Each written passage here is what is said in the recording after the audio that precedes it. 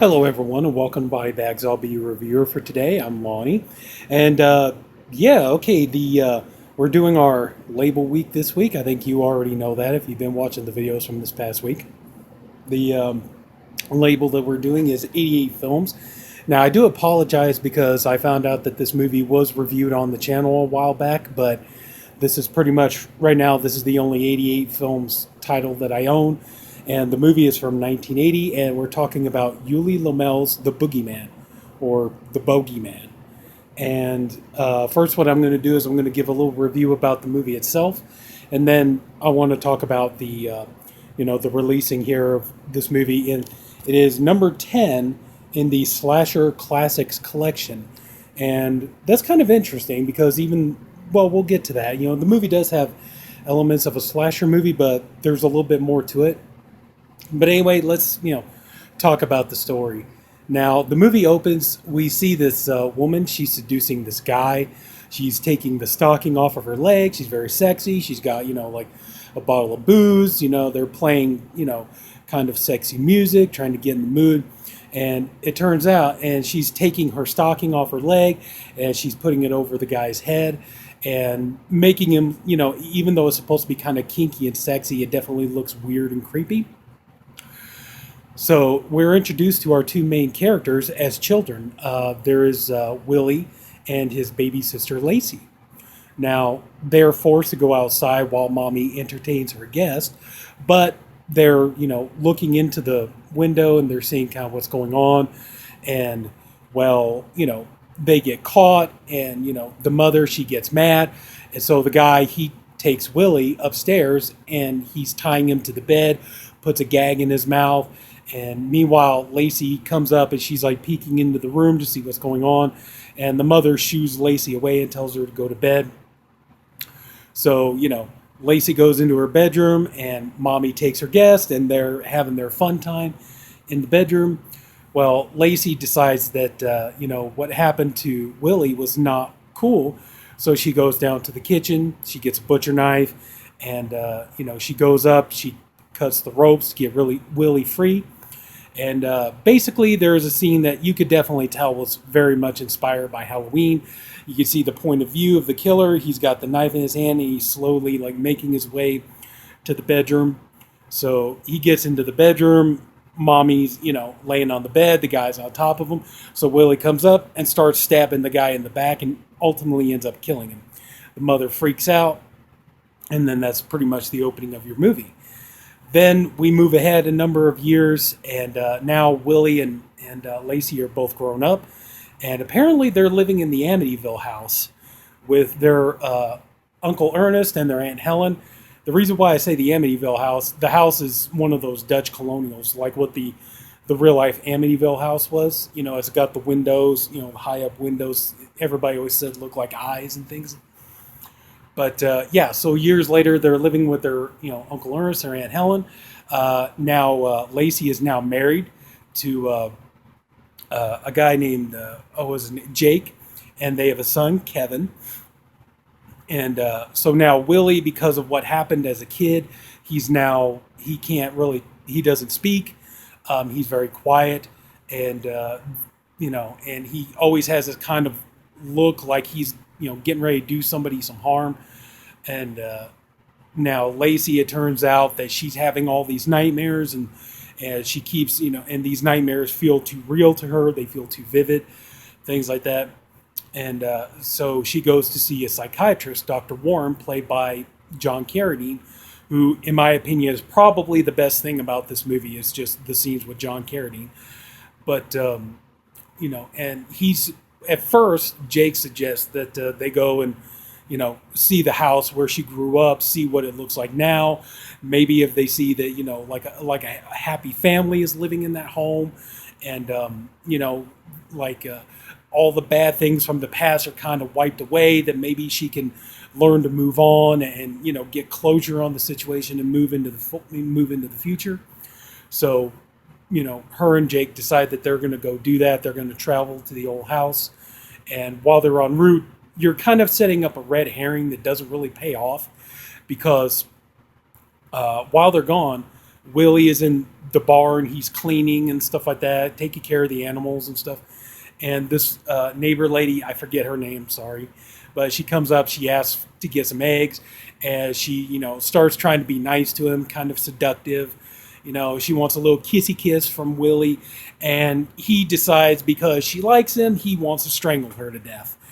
But, the thing is just before she comes in, he set up a mirror, and as he picks her up, holding her by her neck, strangling her to death, pretty much, he looks into the mirror, sees his reflection, and it gets him to stop for some reason. So he drops her, and she's, like, "You're crazy, stay the hell away from me," and she bugs on out. And so Willie takes it upon himself that he's got to, take black paint and he's got to cover up every mirror in the house. I guess the idea is if Willie's going to go on a killing spree, he doesn't want to have to look at himself in the mirror. I don't know. But meanwhile, Lacey and Jake, they arrive at the house and they see that a family is living there. So they ask if they, but there's a for sale sign, but they ask if they could go in and just kind of look around, see the house. And at one point, Lacey wanders off by herself to the bedroom, and she sees the bedroom mirror. And in the mirror, she sees the guy that the boyfriend of the mother that was killed. And she sees that like he's getting up, and he's like coming towards her. So Lacey freaks out. She takes a chair and she smashes the mirror. And the husband comes out, and I don't understand. Some of the dialogue in this movie is really kind of, I can't help it. It just makes me bust out laughing because she busts the mirror. And so Jake is telling the people who own the house, like, "Look, I'm really sorry about this. If you could get me something, I'll pick up the glass and I'll pay for it and everything else." So he bends down, the girl in the house, she gives him a paper bag. And so he starts like picking up all the glass. He's putting it in the bag and all this. And then she turns around and she's all like, "What are you doing?" He's all like, "I'm picking up the glass from the mirror you just broke," But he decides that he's kind of had enough of this whole thing. He's had enough of her trauma. He kind of wants to just be done with it and get it out of the way and move on so that they can have a happy life together with their son. And so he decides he's going to take the mirror home. And apparently Jake has a lot, and I mean just oodles of time on his hands, because he takes the mirror home and he decides he's going to put it all back together, piece by piece, shard by shard. And, of course, there are some pieces missing. He didn't get the whole thing. And then it turns out that one of the missing pieces that's still in the house, that they just went to look at, the piece actually contains the soul, I guess, of the boyfriend that was murdered. And so his soul kind of comes up, and I guess this is supposed to be the boogeyman, but his soul kind of like is released from the mirror when she breaks it. And so he decides that he wants to get revenge. And so he starts by, going after the family that live in this house. And then that's kind of where you get into your slasher movie territory, because at one point, Lacey decides, she's going to take Kevin down fishing. They got like a lake and a dock and stuff, so she's taking him down. He wants to go fishing. So he's out there fishing, but he's got like a little piece of the mirror stuck to his shoe. And so, they're sitting there fishing and stuff, and like it's reflecting across the lake, and, on the shore across the way, there are two couples and that they're having a barbecue, and, true slasher movie fashion, they get picked off one by one. And then, they go back home, and then, the entity, the boogeyman, ghost, whatever you want to call it, reveals itself to Lacey, and she knows that it's after her. She knows it's after her family. She's trying to figure out what to do. Jake calls the priest and tells him to come down. But at first, I think he goes to Dr. Warren, John Carradine's character again, and then John Carradine tries to explain that, like something similar to this has happened, but before he could go, Jake is like, "I think I need to hurry up and get back to the house." So Carradine's scene was pretty much cut short. But so anyway, he gets back to the house. Now we kind of move away from slasher movie territory. We kind of start off with like, ghosts, kind of haunted, ghosts coming back from the grave to get his revenge. Then we move into slasher movie territory. Now we're kind of moving into exorcism kind of demonic possession territory, because the priest comes to the house and we find out that a little piece of glass from the mirror gets attached to Lacey's eye, and now she's possessed. And so now they got to try to save Lacey and try to save the family. And I think that's pretty much about, where I'm going to leave it from there. But overall, let's see. The movie, it's entertaining enough, but it's very flawed. It's got a lot of problems. Like I said, as far as the acting goes, I think John Carradine probably is the best one acting wise. So many of the other actors in the movie are very stiff, very rigid, very wooden in their delivery. There are some parts where it kind of seems like they're not even trying to act. At least for me personally, there are a couple of moments it seems like they're just saying the lines with no conviction or no belief behind it or anything like that. Some of the kill scenes are pretty cool. I will admit that. Especially like what happens to the teenage kids out by the lake. You got a couple, you got a creative kill in there. So, I think that this movie, it's not really that remarkable, to be honest with you. And I think what really kind of made this movie stand out. Okay, this movie came out in 1980. This was right around when your slasher movie craze was just starting up. By then, like Jamie Lee Curtis had already done some extra stuff. 1980, the year of Friday the 13th. So slasher movies were really starting to ride their wave, and I think what kind of made this movie stick out, and I think one of the things that helped this movie to become a real cult classic, was the fact that it kind of jumps from subgenre to subgenre. Like I said, it starts off as like, it kind of starts off almost like a serial killer in the making kind of a movie. And then, we get like like with the scene with Willie in the bar, it looks like, like I said, it seems like it's pretty much it's a red herring that doesn't really pay off. But, Willie, he's about ready to strangle this girl, and it looks like, he's about ready to become unstable. But then we shift, and then, like I said, it becomes a vengeful ghost from beyond the grave coming to get revenge. And then, we go back to slasher movie territory, then we jump into like, possessed, kind of almost exorcism territory and things like that. So, I think that's one of the things that really helped this movie. It's a fair movie, but I got to be honest, it's not really one of my favorites. I could watch it again, but I really do have to admit, like when it comes to slasher movies, I can think of many, many other movies that I could easily put on, instead of this. But it's enjoyable enough. I've seen a lot worse. Okay, I could definitely watch, like say Final Exam. I could definitely watch this over Final Exam. To me, Final Exam was incredibly boring. But so I could see watching, Boogeyman or Bogeyman. I could definitely see watching this one again over that. And if I'm not mistaken, I think this was one of the notorious video nasties. But I don't really see why. It's just kind of, not much to it. It's not really super gory or violent. It's got a couple of gruesome scenes in it.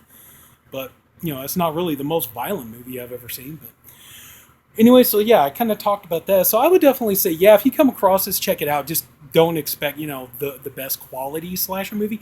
I think, after you've watched, like Halloween and Friday the 13th, Nightmare on Elm Street, things like that, I think you kind of get spoiled on quality slasher movies.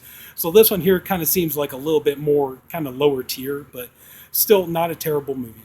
Now, I want to talk about I talked about the movie, now I want to talk about the release. The release of this from 88 Films is phenomenal. For a movie like this, it's really, really phenomenal. There are some bonus features on here. You have the Boogeyman TV spots. You have a 88 Films trailer reel, just showing different films that 88 Films has to, for release. The Boogeyman trailer, interview with director Yuli Lommel, reversible sleeve with alternate American poster art. See, that's the thing. Like, okay, right there's the alternate poster art, but I chose this one here, the Boogeyman, and the reason why is because I actually have two other editions of this movie. I have this Anchor Bay double feature with the Devonsville Terror, which you can see it has that poster art on there. So, and the reason why I keep this is because it's got the Devonsville Terrors. I don't have that in any other collection. But so yeah. But I also have this. I have the Boogeyman 5 movie collection.